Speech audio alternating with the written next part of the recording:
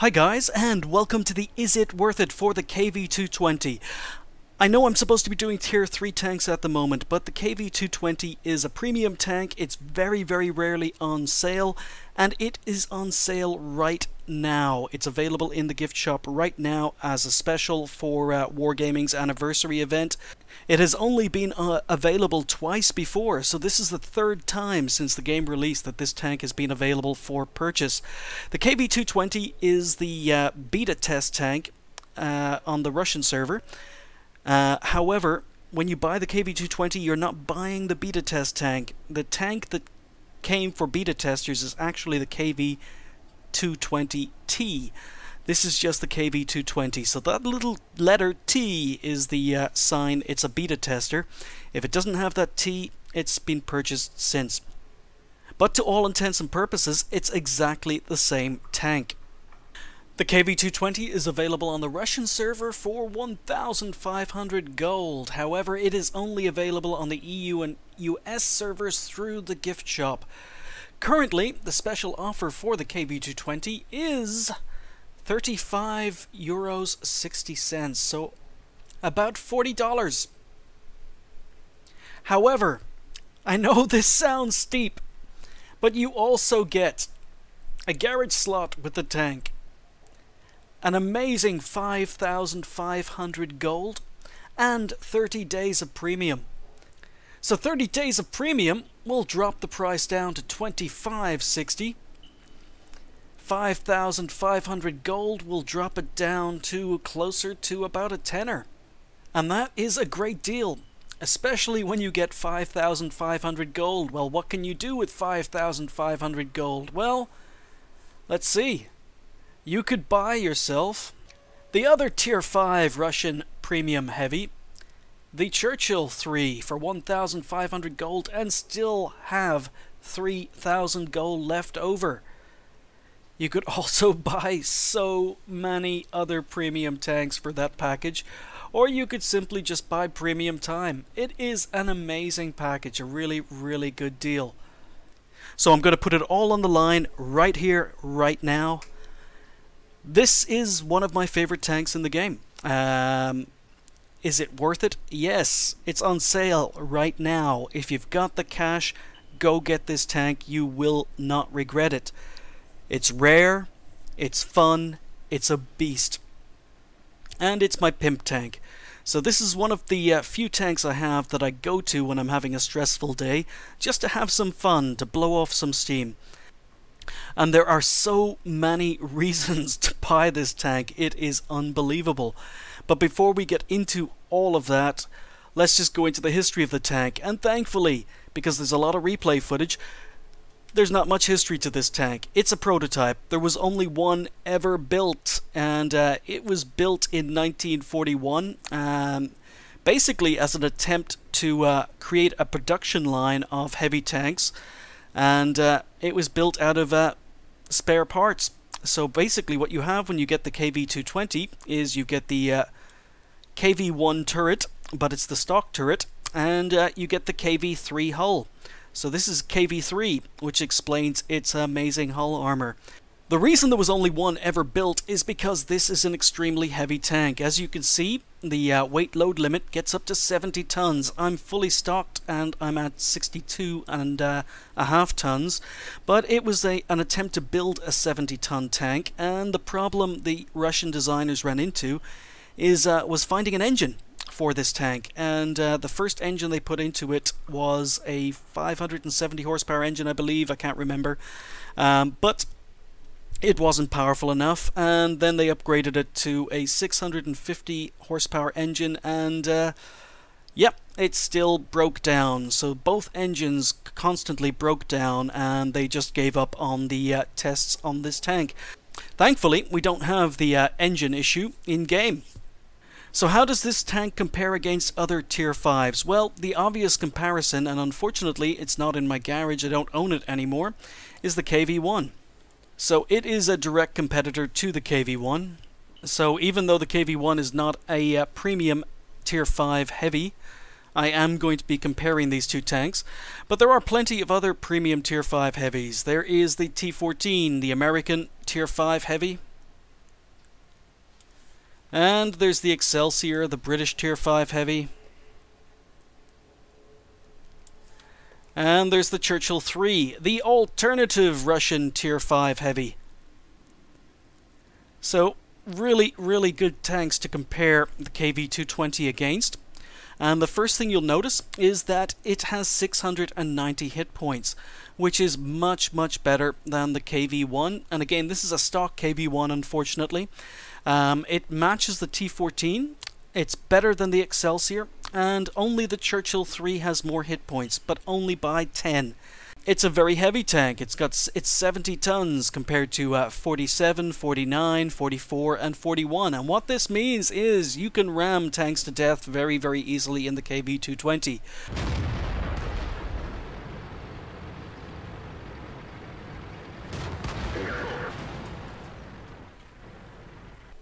The engine power is good. It's got 650 horsepower, which is better than the stock engine on the KV-1, but not as good as the upgraded engines.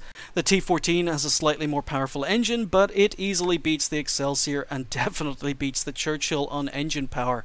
However, although it's got decent engine power, because it's a heavy tank, its speed limit is only 33. Now, that is not great, but it's not bad, especially when you compare it to the speed limits on the other tanks. Again, KV-1 is 34 with the stock engine, so it matches favorably with the stock KV-1, but the T14 isn't that much faster. It's only 1 kilometer faster.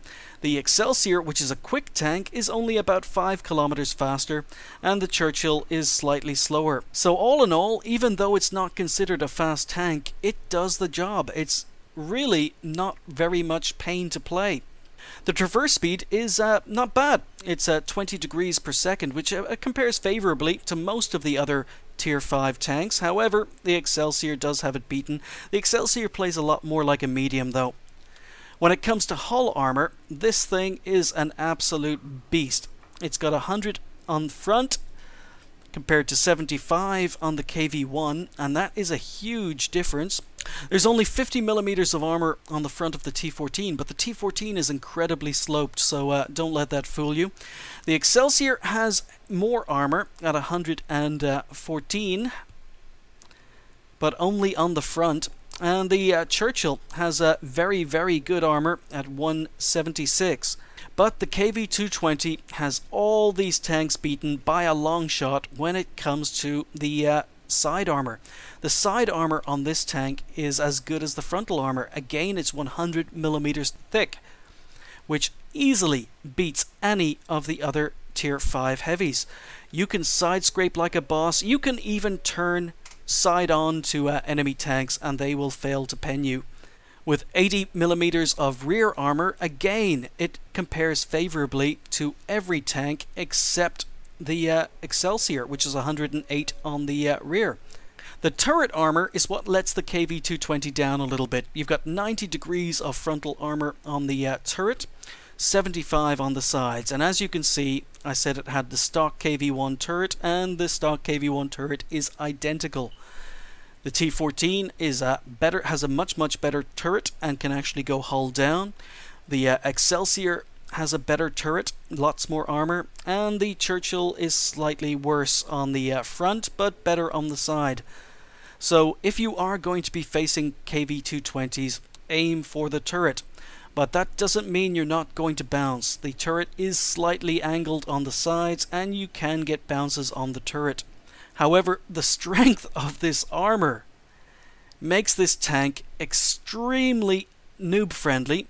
Forgive me for using that, but for players who are newer to the game, this tank is very, very friendly.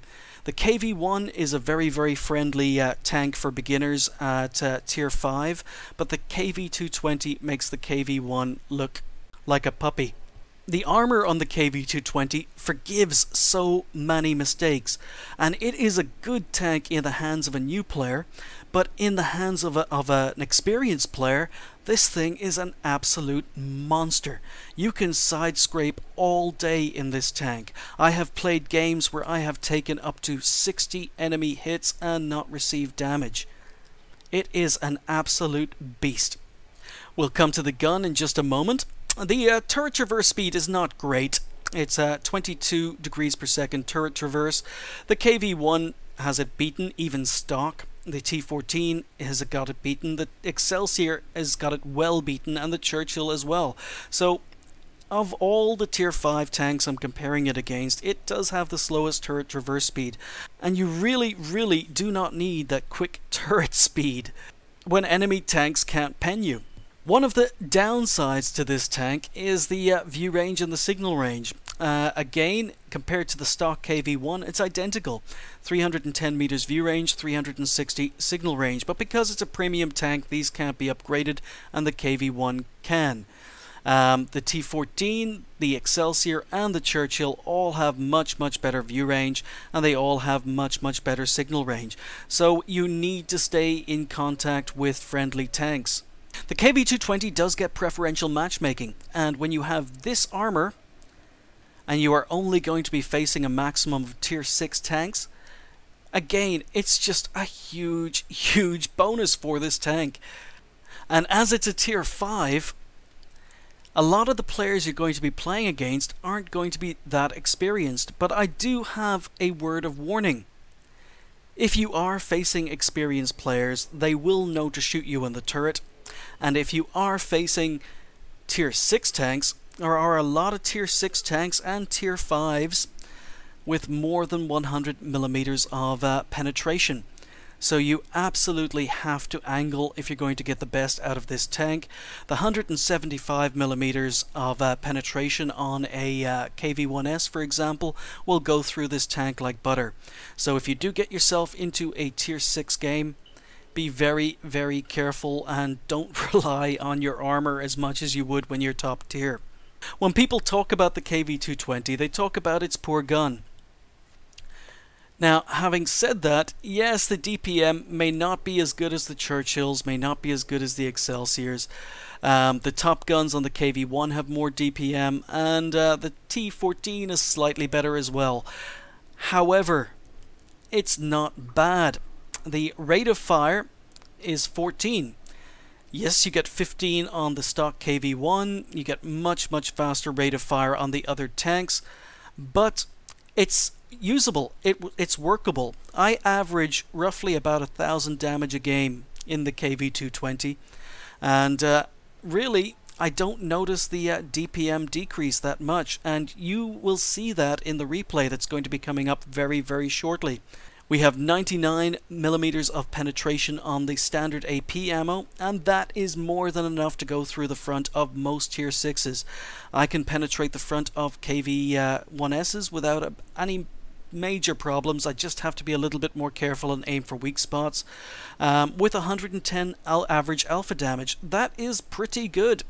The premium ammo gets 121 millimeters of penetration, which isn't that much better than the 99. So it's my pimp tank. I do fire a lot of premium ammo, but it's not an I win button. The premium ammo will bounce. It's only got 121 millimeters of penetration with the same alpha damage.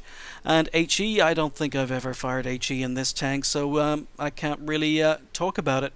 But even though the other tanks have better DPM, some have more alpha, some have less, I haven't noticed any major problems with this gun at all. The accuracy isn't fantastic at .46, and again, if you compare it to the accuracy on the other tanks pretty much have it beaten or have something similar. And the aiming time isn't great. The aiming time is 2.3 seconds, so you do need to aim a little bit more carefully in this tank. But as you're about to see, the aiming time, even though it is slightly longer than the other tanks, it's not bad. It is perfectly serviceable. Alright guys, enough talking about the gun and the armor. Let's just see this tank in action. We are here on Thundra. It's a Tier 5 game. Again, that special matchmaking is kicking in. And I start on the north of the map, and the first thing I notice when I'm loading into this game is that there is a platoon on the other team consisting of 2 KV-1s and a BDR. And it's pretty obvious to me where they're going to be going. So my first order of business is to head over there.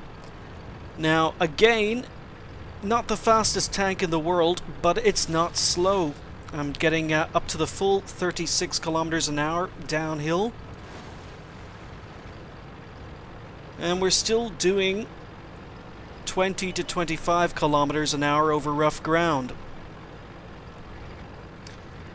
So I know I'm going to be running into the KV-1s and the BDR here. I just know it. I don't have a lot of support, but that's okay. I'm in a KV-220. Now, because I know I'm running into the KV-1s and the BDR here, I immediately load up some premium ammo. Again, this is my pimp tank, and I fire a lot of premium. So I angle, bounce the, what was it, Chinu.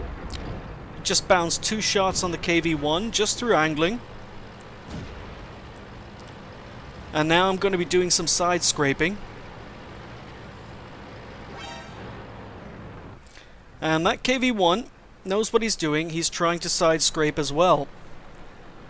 BDR, his friend, has come up, so just one KV-1 missing. So I track him with the first shot, go for his weak spots, track him, go for the weak spot, track him, go for the weak spot. You're seeing a pattern here. This guy has bounced 3 shots on me. He's given up shooting at me. He's now shooting at other tanks on my team. He's just not even trying to shoot me anymore. So we're just working, and even though this tank doesn't have the DPM a fully upgraded KV-1 has, it is perfectly serviceable. So he's on low health. I decide to go for the kill shot rather than track him again. And there we go. Now I notice on the minimap his friend in the KV-1 is flanking me.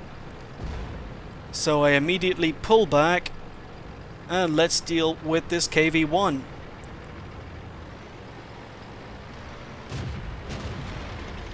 Yep, he's focused on me. He wants to get revenge for his platoon mate. So, unfortunately, that accuracy lets me down. But again, I angle, I bounce. He bounces again. So I'm aiming for those weak spots. And he's just bouncing and bouncing. Again, I bounce a kill shot, unfortunately. And he manages to pen me. So, if you take a look here, he manages to get a shot just through the top of the machine gun port. And again, like the KV-1, this is a weak strip, and he finally manages to do some damage to me. Let's get back to it. So I've taken out the 2 KV-1s on the enemy platoon. There's an AMX-40 here. Now I'm a complete and utter muppet against the AMX-40, but the BDR wants to get revenge for his 2 teammates, so he's YOLOing. And I bounce on his gun mantlet, I angle and bounce, start to go to work on the BDR, track him so he's not going anywhere, and he manages to pen me. I finish the BDR, and I'm being a muppet. I track the AMX-40, and thinking I'm using premium ammo, I should be able to go through his front. But, nope, I'm wrong. So I go for his turret ring. And the AMX-40 has actually penned me. So, let's see where those shots went in. The BDR managed to pen me through the gun mantlet. You can just see it there. And the AMX managed to put a shot just below my gun mantlet. Both shots into the turret. And if anyone is fighting against a KV-220 and knows what they're doing, you gotta go for the turret, ignore the tank. So that's pretty much the armor here. I've taken 3 damaging hits from 14 shots fired at me so far.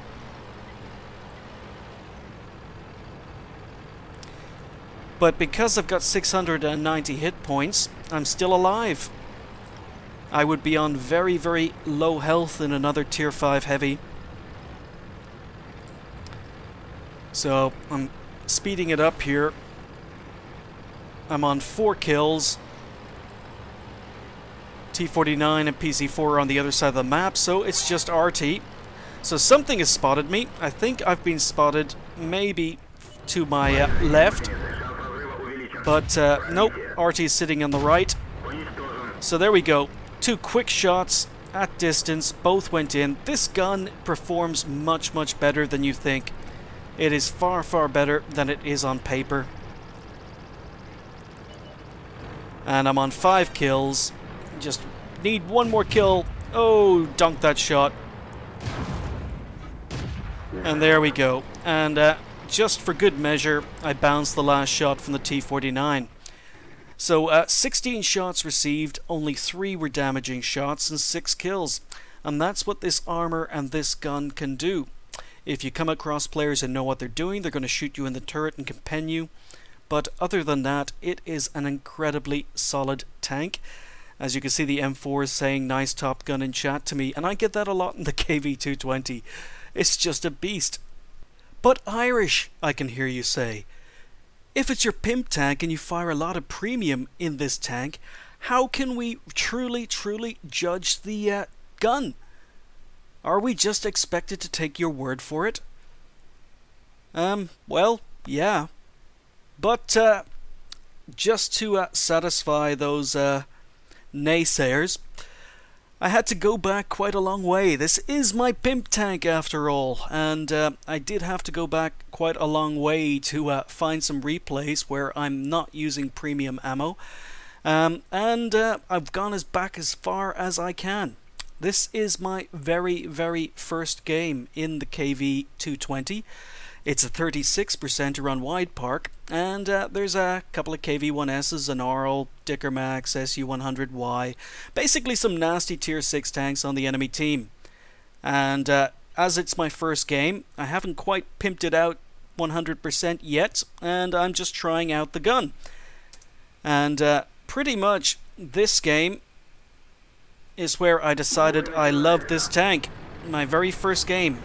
And to save time in this video, I'm going to be playing it on ×2. And you're going to see me shooting at quite a few tier 6 tanks using normal ammo. So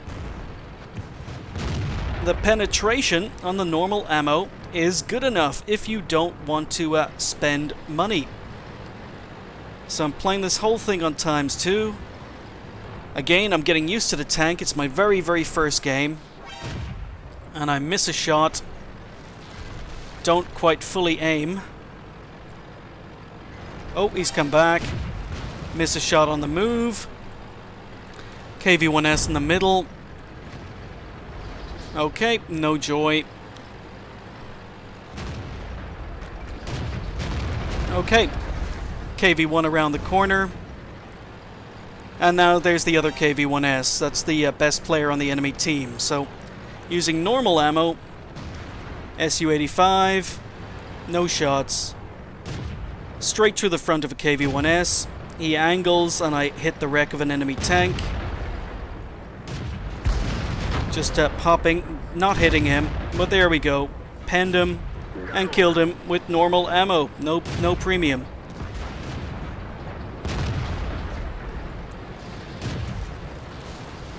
So we're just rolling. Again, it's my first game, so please forgive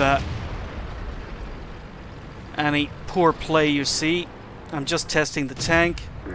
There's the accuracy, and there's straight through the side of an Arl. Again, all with normal ammo. Enemy KV-1S, no shots. Dickermax, again, no problems.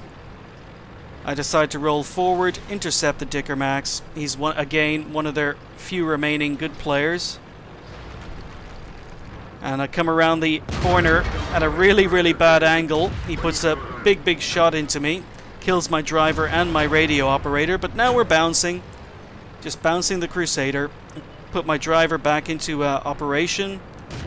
And again, KV-1S. Finally switch to premium. I'm on low health, I'm a one-hit kill, and as you can see, it's an older replay. I have to shoot away the debris, can't shoot through walls. He can't shoot through walls. And I'm missing my shot, but again, this was a 36%er 3 kills.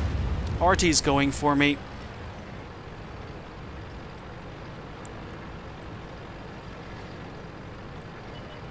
But we have done pretty much 792 damage against tier 6 tanks without having to fire any premium. So again, I'm not on premium.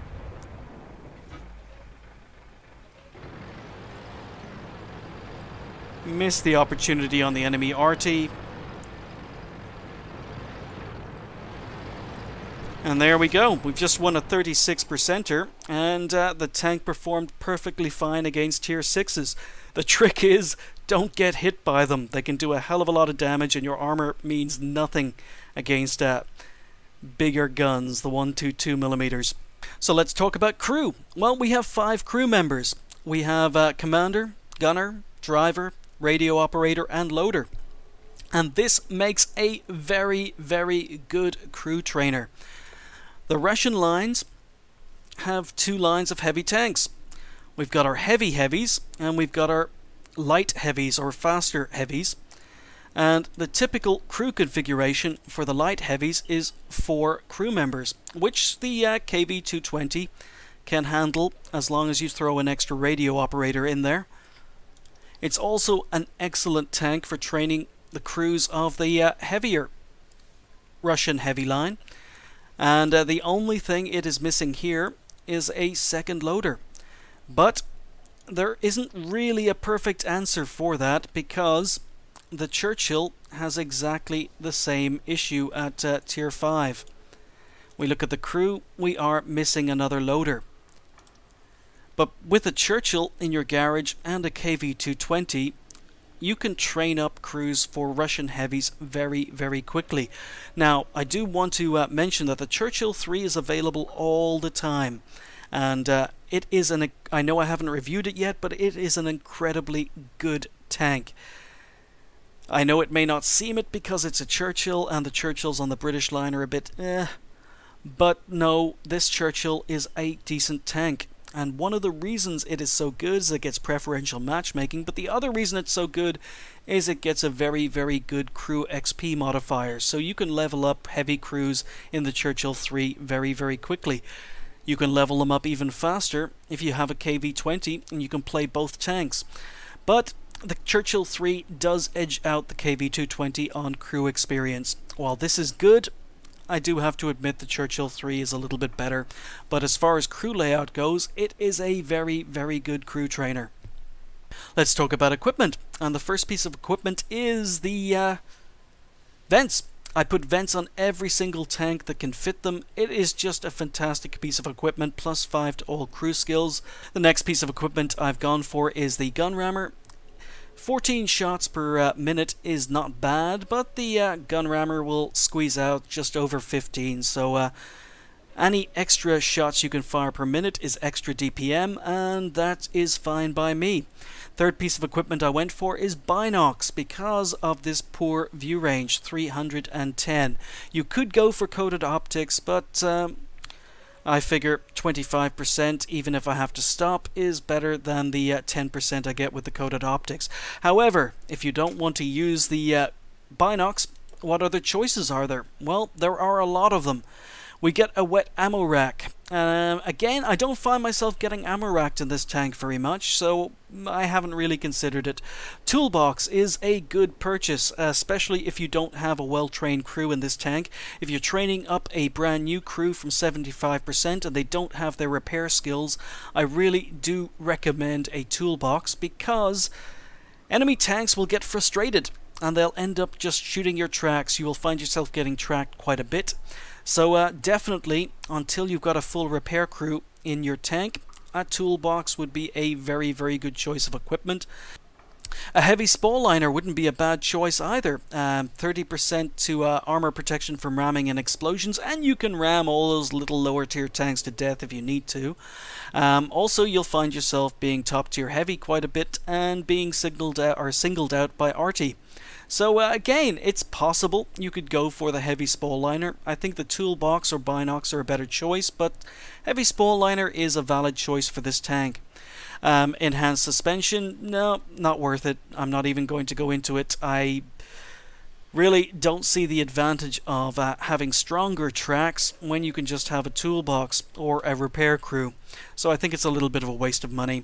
Enhanced gun laying drive is a possibility with a 2.2 aiming time, but one of the big weaknesses of this tank, and it doesn't have very many, is the view range. And I just think enhancing the view range through vents and binocs or coated optics would be a far better choice, because 2.2 is not bad.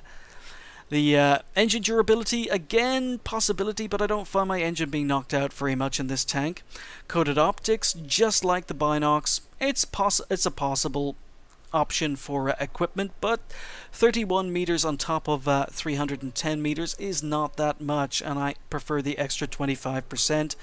Binocs have been covered. Medium caliber gun rammer has been covered. Again, anything that increases your or decreases your loading time increases your DPM, so it's always going to be a choice on my tanks. And it's a heavy tank, you don't need a camo net, so again I think this is a waste of time unless you happen to have a spare one in your garage and need to fill up the equipment slots.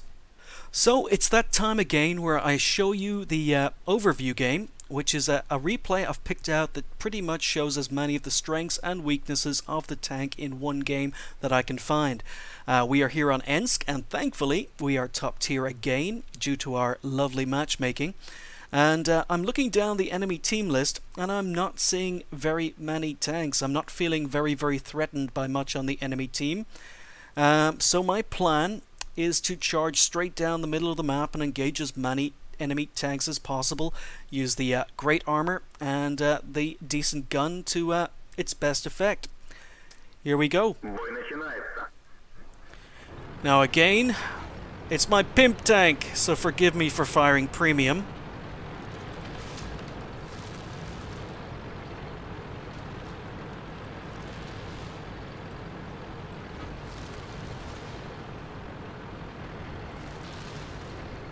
And we're just going to be moving into the center of the map,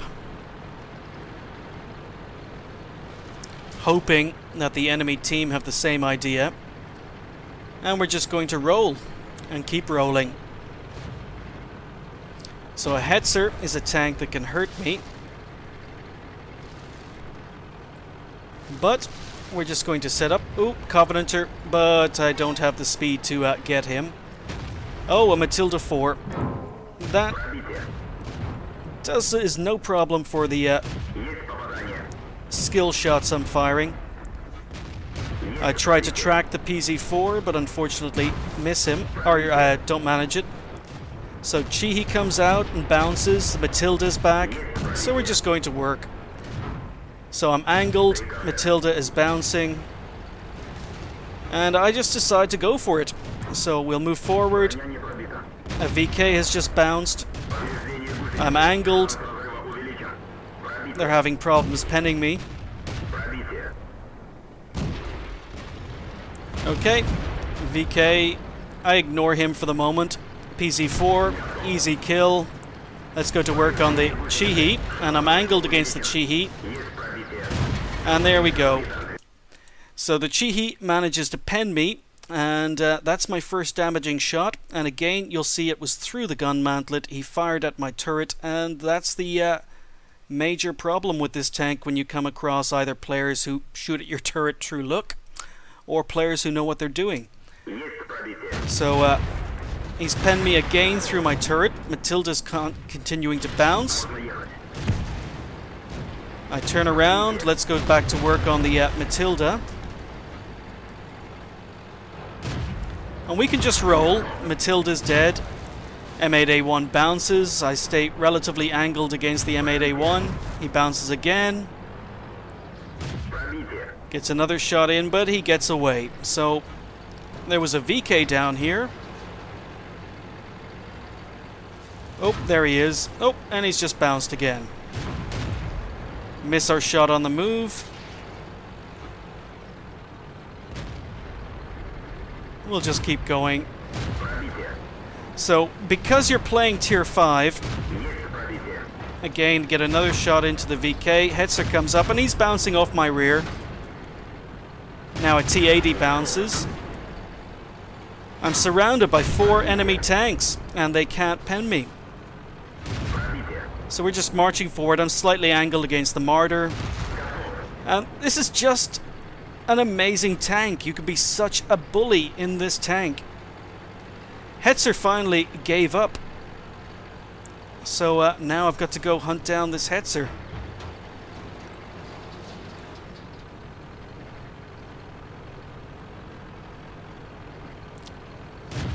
There we go. Angle. He bounces. Finish him off on the move. We're up to 28 shots received. And I've taken 2 damaging hits. Both of them went through my turret. Trying to push his wreck aside. I'm on 6 kills. There are 5 enemy tanks left. And I'm sensing a huge game here. I'm sensing a big game.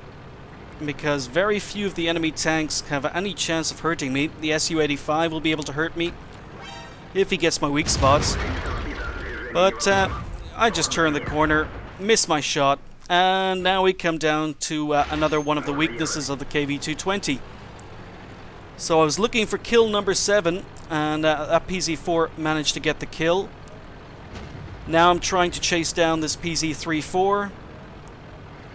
He doesn't come around the corner in time. Let's go get the PZ-34 for kill number 7. No! PZ-4 kills the PZ-34. Oh well, never mind. Still 2 enemy tanks left. There's a chance of still getting 8 kills out of this game. So Chiha was last spotted on the 8 line. And I thought he may have retreated, but nope. PZ-4 gets him before I can even turn around to take a shot. So just 1 enemy tank left. It's Arty. We know where he was last spotted. And I'm doing my full speed here. Struggling to get up to 33, 34 kilometers an hour.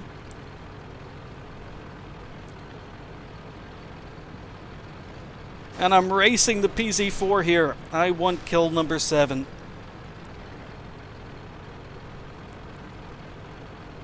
And while the tank is not slow, unfortunately, at the end of games when it comes to cleaning up, it does suffer a little bit. So I'm finally here. Where is that RT? I'll leave cap because I'm not interested in cap points.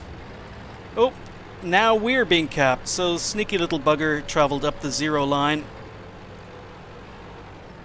So let's just turn around and go back. I mean, I've got a head start on the PZ-4. Okay, now the enemy tank has left cap. And we're just going to speed it up here. So the PZ-4 is racing back to cap. I'm racing back to cap. No sign of Arty. We know he was up here. The AMX 105 AM is quite a quick Arty. Certainly as quick as I am, if not quicker. So, no sign. I'm hedging my bets here. I'm wondering if maybe he's hiding in the corner. PZ-4 goes back down to the enemy cap. He starts capping, enemy Arty shows up, and PZ-4 kills him. So, yep, trying to clean up at the end of games. Sometimes the tank doesn't, just doesn't have the engine power. But as far as bullying goes, the armor, the gun, it's all there. So there you have it, folks. We're coming to the end of the review. Now, one of the things you'll see when people are talking about the KV-220 is they'll talk about how the KV-1 fully upgraded is better in almost every way. Yes, it will have more DPM, it will have a better gun, it will have more view range, it will have more signal range, it will have a faster engine, but it will not have 100 millimeters of front and side armor. And that's what makes this thing a beast, especially when you consider how inexperienced most of the players you're fighting against are. The other advantage the KV-220 has over the KV-1 is the fact that the KV-1 is not a premium tank. You're not going to be earning extra credits. You're going to have to retrain the crew in a KV-1 if you're going to move them from the KV-1 into any other tank. You don't have to do that. A KV-1 is not a good crew trainer. It's a good keeper.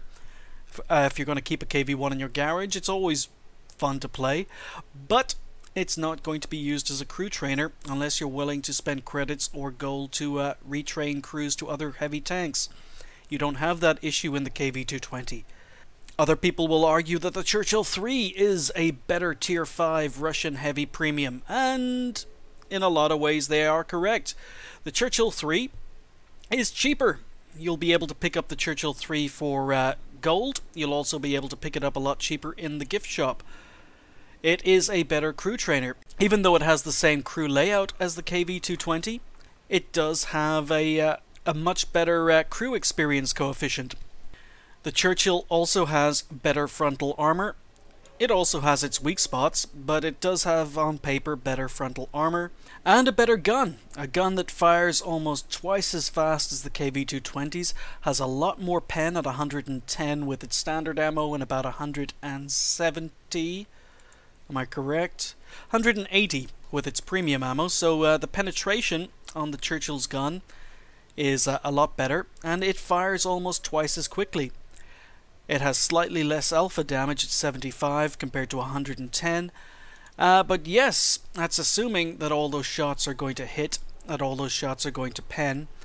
But the Churchill 3 is a tank that really suits more experienced players. The Churchill 3 is definitely not as new player friendly as the KV-220 is. The Churchill is a good side scraper. In the KV-220, it's a fantastic side scraper, but even for a new player who doesn't know about side scraping, that 100mm of side armor means that you can make a lot of mistakes in the KV-220 that you wouldn't be able to make in the Churchill 3.